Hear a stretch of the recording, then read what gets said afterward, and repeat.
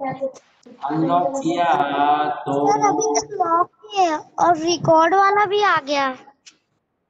Yes sir अभी हुआ। Okay. Physical इम्पेरेबिलिटी और physical impaired or physically challenged person who is not able to speak or walk or see or hear। जो भी इंसान सुन नहीं पाता या फिर बोल नहीं पाता या फिर देख नहीं पाता या फिर चल नहीं पाता तो उसको हम क्या बोलते हैं? फिजिकली चैलेंज हैं। तो फिजिकली चैलेंज में रवि भैया कौन से वाले चैलेंज थे? He can not see anything, so he developed his hearing capacity. उन्होंने सुनने की जो उनकी कैपेसिटी थी या उसकी जो स्किल थी उसको उन्होंने बहुत डेवलप कर लिया। उसी से ही वो सीमा अगर गेट पे भी आ जाती थी तो वो थोड़ी सी देर में ही गेट से उसको पहचान जाते थे, है ना। और क्या करते थे? वो कंसंट्रेशन से बहुत ही फोकस्ड वे में किसी भी साउंड को सुनते थे।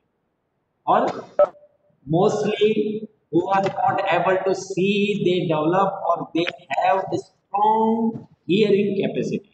उनको सुनना बहुत अच्छा रहता है तो मेरे उनका मोबाइल सुनने की की बैटरी कैपेसिटी नहीं हुई बहुत तो मैं अच्छी होती रीस्टार्टिंग कर है सकती ना। हूँ। तो वैसा ही जो फिजिकल इम्पेयर्ड लोग हैं या फिर फिजिकली चैलेंज्ड हैं वो 4 टाइप्स के दिए हैं इसमें और उन्हीं को ही हमको कॉलम ए से कॉलम बी को मैच करना है। तो रवि भैया कौन से वाले थे? ब्लाइंड थे। और सीमा की नानी कौन सी थी? डीफ एंड डम्ब थी। उनको सुनाई बहुत कम देता था और वो बोलती बहुत धीमे थे, बोल भी नहीं पाती थी, बल्कि स्पेशली डीफ ज्यादा थी, उनको सुनाई बहुत कम देता था। इसीलिए कम सुनाई देता था लेकिन देता था, है ना। तो जोर जोर से चिल्ला चिल्ला के उसके पापा, सीमा के पापा या सीमा के फादर उनको न्यूज़पेपर सुनाते थे जोर जोर से चिल्ला के, क्योंकि उनको कम सुनाई देता था, है ना। और दिखता भी कम था। Mostly old aged person face this type of problems, है ना। जितने भी ओल्ड एज लोग रहते हैं, मैंने बताया था ना आपको कल कि मोस्टली ओल्ड एज लोगों को इस टाइप की प्रॉब्लम्स हो जाती हैं। They can not see properly, they cannot walk properly, they cannot hear properly or they cannot speak properly or they cannot sleep properly। इस टाइप की जो ओल्ड एज रिलेटेड प्रॉब्लम्स हैं वो मोस्टली हमारे बुजुर्गों को होती है। तो उन्हीं प्रॉब्लम्स को अगर मान लो वो एक्सट्रीम लेवल पे चली जाए और वो प्रॉब्लम्स फिर ऐसी हो जाए कि वो लाइफ टाइम के लिए किसी पर्सन के लिए एक डिसेबिलिटी बन जाए तो उसको हम बोलते हैं फिजिकल चैलेंज। और उस पर्सन को हम बोलेंगे फिजिकली चैलेंज। इसी के ऊपर ही ये पूरा रवि भैया का स्टोरी है, नानी का स्टोरी है, ब्लाइंड फोल्ड गेम का स्टोरी है। और इसी चीज को लेकर के जो फ्रेंच पर्सन थे या फ्रेंच लैंग्वेज साइंटिस्ट बोल सकते हैं उनको, उन्होंने इस टाइप की एक लैंग्वेज बनाई जो लोगों को फील करने से या फिर टच करने से रीच की जा सके। ऐसा क्यों किया उन्होंने? क्योंकि कहते भी हैं ऐसा कि जहाँ जरूरत हो वहीं पे ही आदमी कुछ ना कुछ काम करता है। उनके साथ में एक्सीडेंट हो गया तो उनकी आईज चली गई और कोई शार्प ऑब्जेक्ट था जो कि उनकी आईज को जिसने डिसेबल कर दिया। तो उसकी वजह से उन्होंने ये नया तरीका निकाला क्योंकि उनको पढ़ने का बहुत शौक था। अब पढ़े कैसे, दिखता नहीं है, तो जैसे रवि भैया पढ़ते थे एक थिक पेपर के ऊपर उनकी लैंग्वेज लिखी रहती, तो उस लैंग्वेज को हम बोलते हैं ब्रेल स्क्रिप्ट। उस ब्रेल स्क्रिप्ट में 6 टाइप के जो फिगर्स हैं या 6 टाइप के ही फिगर्स को सबसे ज्यादा यूज करते हैं हम। और वो कैसे होते हैं? एक थिक पेपर के ऊपर मोटे मोटे डॉट्स जो कि राइज्ड होते हैं, रेज्ड, उठे हुए, और उनके डॉट से A B C D E ऐसे लिखा रहता है। और उन्हीं के हम जब फिंगर से टच करते हैं, अभी थोड़ी देर पहले जब साथी ने आंसर दिया था, how do blind people read the Braille script, the answer is on page number 89 below the figure of braille script. This is, in this type of script, a row of raised dots are made on a thick paper. Because these dots are raised, they can be read by running the fingers on them. उसके ऊपर fingers run करके, कैसे, मान लो ये एक dot है, ये एक डॉट है, और ये एक डॉट है। ओके, ये हमने अलग अलग डॉट्स बनाए, मान लो एक डॉट और है, ऐसे ये 4 डॉट बन गए हमारे पास। एक डॉट ये ग्रीन पेन वाला, एक ये पर्पल पेन वाला, और एक ये अपना मार्कर वाला डॉट, और एक ये मार्कर वाला। अब ये जो 4 डॉट हैं वो किस पोजीशन में हैं? 2 इधर हैं, 2 इधर हैं। दिख रहे हैं सबको? सबको दिख रहे हैं ना ये? अब मान लो ब्रेल स्क्रिप्ट में जैसा इसने A B C D E बताया आपको, कि जो 2 डॉट्स हैं वो ऊपर रेज्ड हैं, और बाकी के जो डॉट्स हैं 4 नीचे वाले, इसने टोटल 6 लिए हैं, है ना? अब मेरे हाथ में तो कैसे आएगा 6 कैसे आएंगे, लेकिन उसने 6 डॉट्स के लिए ही पूरा स्क्रिप्ट बनाया, लिखा है ना उसमें, there are 6 types of dots, है ना? तो इन 6 फिगर्स से मान लो जैसे ये 2 जो डॉट्स हैं ये तो रेज्ड हैं, और ये बाकी के तीनों डॉट्स या 4 डॉट्स मानो, क्योंकि उसमें टोटल 6 हैं, वो अंदर दबे हुए हैं।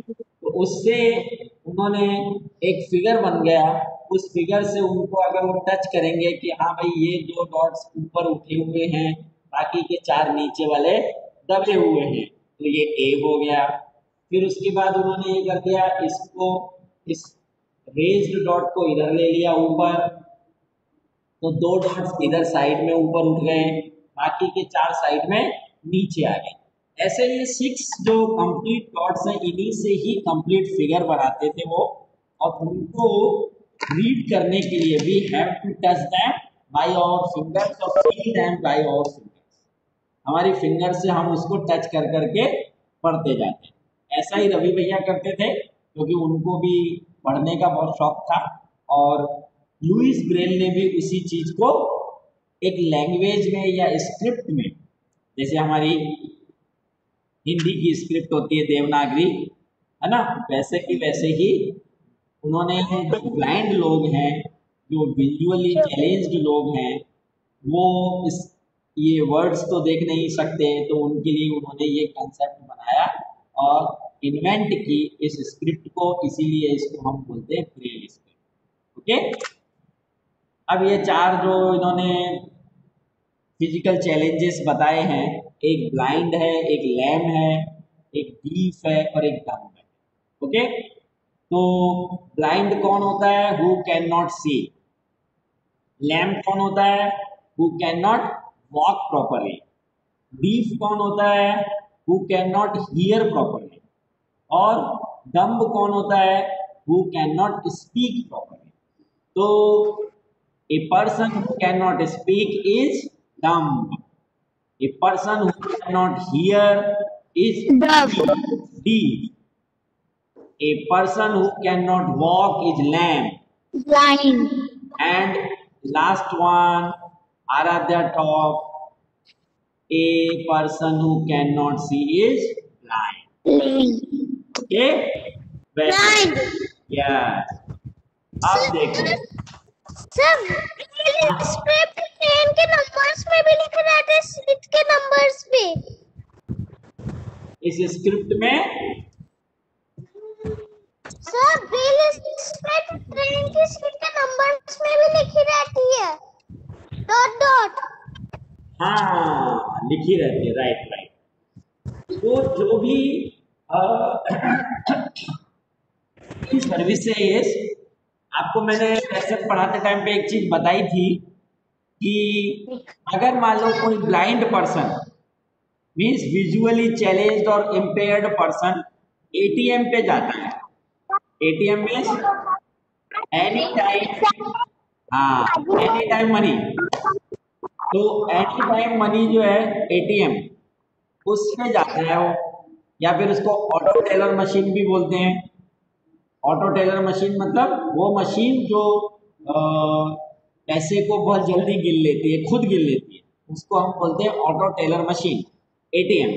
लेकिन मोस्टली हमारी जो कॉमन लैंग्वेज है उसमें हम उसको एनी टाइम मनी बोलते हैं, क्योंकि वहां जब भी जाओगे तब आपको मनी उसमें अवेलेबल हो जाएगा। तो अगर मान लो कोई विजुअली इम्पेयर्ड पर्सन स्टिक से, स्टिक तो हेल्प तो देगा ही देगा उसको, और वो स्टिक से चलते चलते चलते एटीएम पे जाता है। अब एटीएम पे जब वो जाता है और अपना कार्ड अगर मान लीजिए वो फील करके कि उसको अपना कार्ड कहाँ इंसर्ट करना है, उस कार्ड को वो इंसर्ट करता है। उसके बाद में स्क्रीन के ऊपर क्या लिखा हुआ आ रहा है उसको कुछ पता नहीं है, क्योंकि उसको तो कुछ दिख नहीं रहा है। तो उसके लिए क्या करते हैं कि दो तरीके हैं कि जब भी स्क्रीन के ऊपर कुछ लिखा हुआ आता है तो आप सुनते होंगे कि वो की वही चीज, इंस्ट्रक्शंस उस मशीन में से ऑडियो में भी आते हैं। विजुअल तो स्क्रीन पे दिख ही रहा है, लेकिन उसी इंस्ट्रक्शंस को उसमें आईवीआरएस, जिसको हम बोलते हैं इंटीग्रेटेड वॉइस रिकॉग्निशन सिस्टम, वो इंटीग्रेटेड वॉइस रिकॉग्निशन सिस्टम जो है वो ही ये काम करता है ना। तो उससे वो साउंड से या उस वॉइस से वो इंस्ट्रक्शंस को सुन सकता है। लेकिन अगर मान लो कोई जैसे ओल्ड एज आदमी बताए थे आपको मैंने, उनको सुनाई भी ढंग से नहीं देता, दिखाई भी ढंग से नहीं देता, तो क्या करेंगे उसके लिए वहां पे एक, आप कभी एटीएम पे जाओ पापा के साथ या मम्मी के साथ, तो देखना कि एटीएम मशीन पे जहां पे की पैड लगा हुआ रहता है, वो की पैड भी हमेशा कैसा होता है, एम्पोज्ड होता है, उठा हुआ होता है, रेज्ड नंबर्स लिखे रहते हैं उसमें। रेज्ड नंबर का मतलब यह है कि अगर उसके ऊपर आप हाथ लगाओगे, मीन्स इसमें लिखा है ना how can we read braille script, तो वो जो ब्रेल स्क्रिप्ट को रीड करने का जो वे है, जो तरीका है, वो तरीका कैसा है, फिंगर से टच करके फील करने का तरीका है। तो वैसा कि वैसा ही एटीएम में जो कीपैड बना रहता है जिसमें नंबर्स हमको फीड करने होते हैं, वो वहां पे इम्पोज्ड रहते हैं, उसमें नंबर्स रेज्ड रहते, उठे हुए रहते हैं। तो क्या है, जो भी आदमी विजुअली इम्पेयर्ड रहेगा वो क्या करेगा, ऐसे हाथ से धीरे धीरे धीरे धीरे उनको टच करके फील करेगा, जैसे ब्रेल पढ़ते हैं वैसे वो नंबर्स को पढ़ लेगा। और अगर उसको सुनाई भी कम देता है तो वो उस कीपैड के जस्ट एडजेसेंट वहीं पे ही एक छोटा सा मार्क बना हुआ रहता है। आप कभी एटीएम पे जाओ तो देखना कि वहां पे एक छोटा सा मार्क बना हुआ रहता है ना। और उस मार्क में स्पीकर जैसा बना रहता है, जैसे हम स्पीकर्स लगाते हैं ना यहाँ, ऐसे एक बड़ा सा स्पीकर आता है, आपने देखा होगा, या ईयरफोन्स आते हैं, वो ऐसा ईयरफोन ऐसे बना हुआ रहता है, वैसा कि वैसा ही ईयरफोन या माइक्रोफोन किस पे बना हुआ रहता है, उस कीपैड के जस्ट बाजू। और वहां पे उसके बगल में जो मार्क बना हुआ है वहीं पे एक छोटा सा होल होता है। उस होल में आप अपना, या जिसको सुनने की प्रॉब्लम है वो अपना ईयरफोन का बड उसमें लगा सकता है।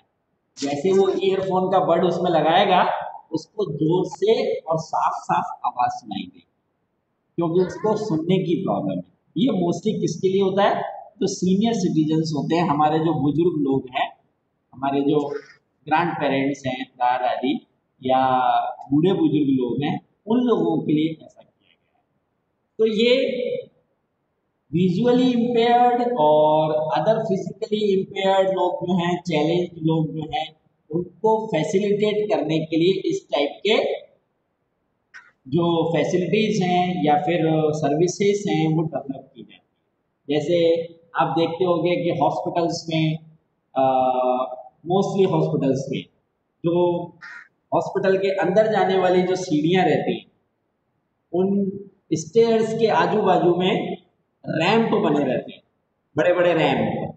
वो रैंप में स्लोप, तो वो स्लोप क्यों बने हुए हैं? क्योंकि हॉस्पिटल में कई लोग ऐसे आते हैं जो खुद चल करके ऊपर नहीं आ सकते, क्योंकि वो वॉक नहीं कर सकते, मान लो उनके लग गई या फिर उनको ये प्रॉब्लम है। जैसे लैम्प बताया ना, उसमें वो कैन नॉट वॉक प्रॉपरली, जो अच्छे से चल नहीं सकता, वो लैम्प है। लेकिन वो तो एक लैम्प जो है वो तो एक टाइप की प्रॉब्लम है, डिसऑर्डर है, या फिर आप ये मान लो कि वो एक टाइप का फिजिकली चैलेंज्ड वर्क है। लेकिन इसके अलावा किसी की लग गई पैर में तो वो चल नहीं सकता, तो उसको ऊपर लाने के लिए क्या करेंगे? स्ट्रेचर पे बिठाएंगे या व्हील चेयर पे बिठाएंगे, और स्ट्रेचर को या व्हील चेयर को हॉस्पिटल के अंदर लेके आएंगे गाड़ी की तरह। तो उनको लाने के लिए वो भी क्या है उस टाइम पे? Physically challenge. तो इस टाइप की जो फिजिकली चैलेंजेस हैं उनको फैसिलिटेट करने के लिए या उनको सर्विसेज देने के लिए इस टाइप के चेंजेस करते हैं, हर जगह पे करते हैं। तो मैंने एटीएम वाला तो आपको बताया कि जो विजुअली इम्पेयर्ड है उसके लिए है ऐसा, और हॉस्पिटल्स में जो है वो जो फिजिकली चैलेंज्ड है उनके लिए ऐसा। एक्सीडेंट वाला भी करते हैं, जो लोग एक्सीडेंट की वजह से परेशान हो जाते हैं वो लोग भी कर सकते हैं।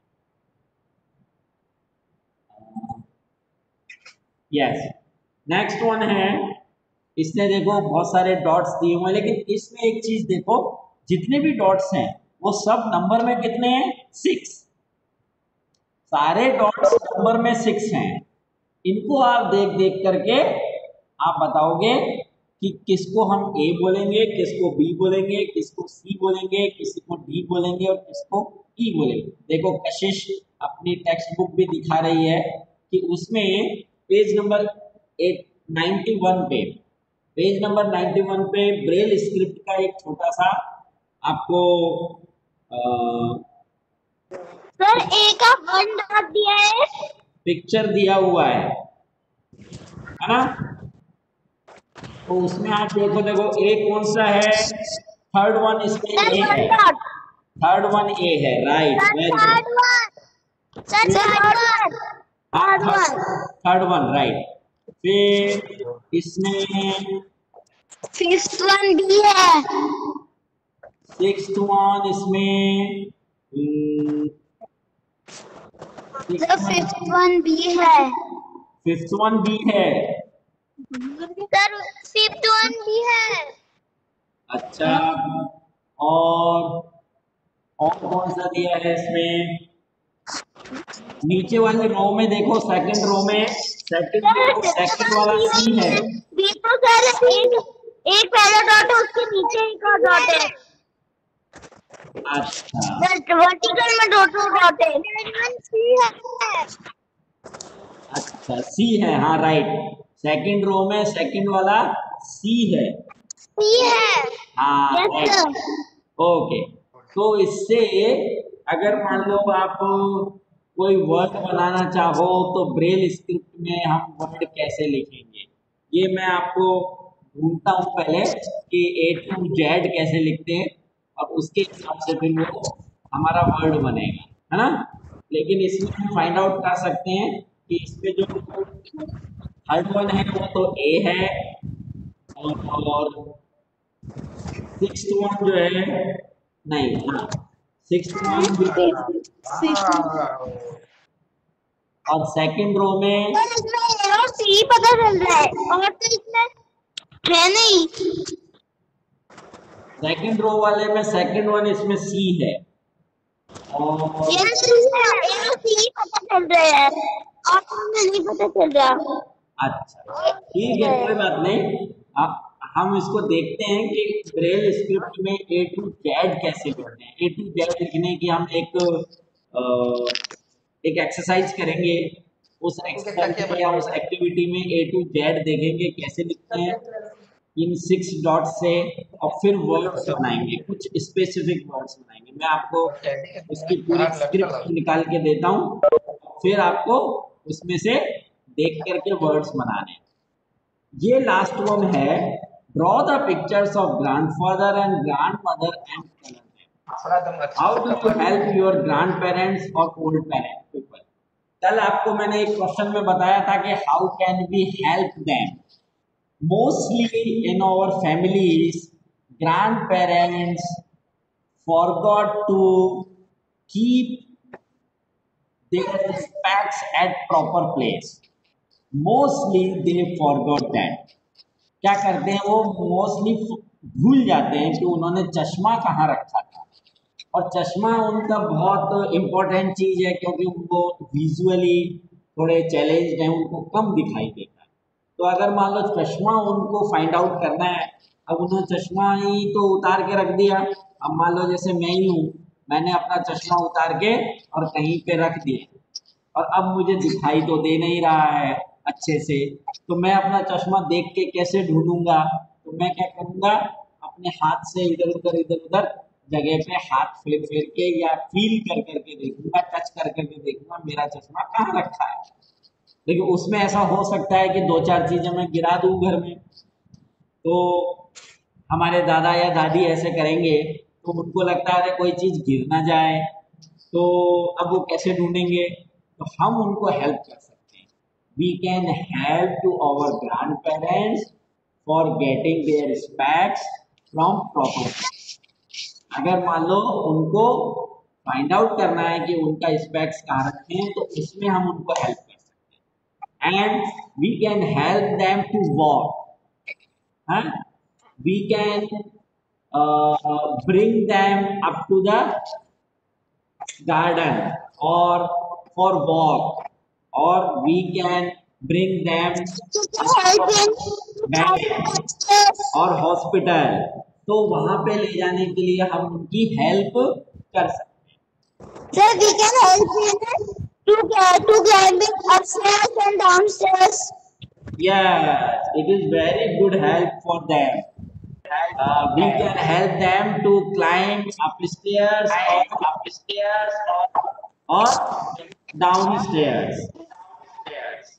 ओके, तो उसमें हेल्प कर सकते हैं। ये मैंने आपको क्वेश्चन आंसर्स में लिखवाया। ओके, अपूर्वा ने भी हमें बताया। तो ये लेसन बहुत अच्छा और इंटरेस्टिंग लेसन है, और इससे हमको बहुत अच्छी वैल्यूज मिलती हैं कि हम जो चैलेंज लोग हैं या किसी भी तरीके से जो प्रॉब्लम में हैं, डिसऑर्डर में हैं, उनको हम कैसे हेल्प कर सकते हैं। और we have to see them with empathy and care. उसमें देता है ना उसने कि उसकी जो स्टिक है उसको वो ढूंढ के देती थी सीमा। वो भले ही गुस्सा नहीं करते थे उसके ऊपर, लेकिन इरिटेट तो होते होंगे। तो we should not irritate them. उन लोगों को इरिटेट नहीं करना है जो फिजिकली चैलेंज है ना। We have to make them help, है ना। ओके, तो ये वर्कशीट भी और आपके क्वेश्चन आंसर्स मैंने पहले ही आपको सेंड कर दिए हैं। तो ये लेसन आपको बहुत अच्छे से समझ में आया होगा। और जो ब्रेल स्क्रिप्ट है उसको मैं थोड़ा फाइंड आउट करता हूँ। हाँ बेटा, It is in है ना। तो ये sir. हाँ